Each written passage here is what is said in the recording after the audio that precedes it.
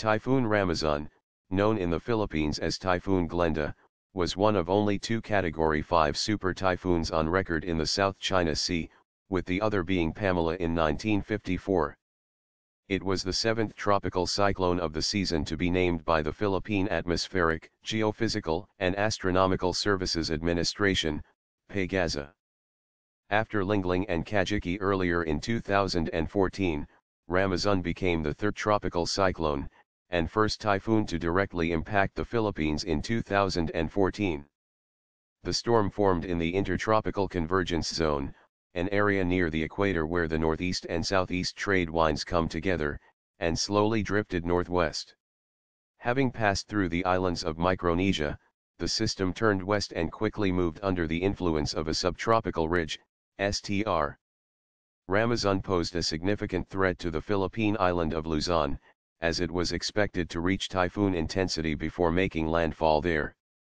Though initially forecast to make landfall in Cagayan Valley, the storm followed a more westerly path and was later forecast to make landfall in the Bicol region and then pass through Bataan and Zambales before brushing past Metro Manila.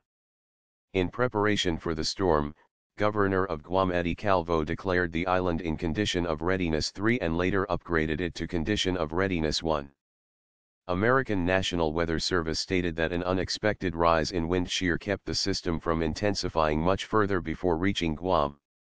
Rammasun only made landfall on Guam as a tropical depression, with winds much weaker than earlier anticipated. However, under the system, the island received a substantial amount of rainfall, making that day the wettest in around 3 months. Chinese meteorologists were focusing on second and/or third landfalls in the Chinese Hainan province and northern Vietnam. Residents of Hong Kong were also warned of rainfall and subsequent landslides. Following the closure of maritime seaports, more than 100 passengers were reportedly stranded at the port of Batangas, along with 39 rolling cargoes.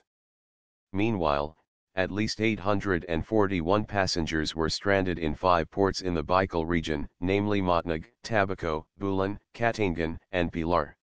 A total 50 flights were cancelled and over 100,000 families were evacuated as the typhoon neared landfall. The Philippine Department of Health said that they have prepared all government hospitals to aid the rescue and relief process during and after the typhoon. They claimed that they are much better prepared now than they were for earlier typhoons. Ahead of the landfall, a city in the province of Albay had declared a state of calamity.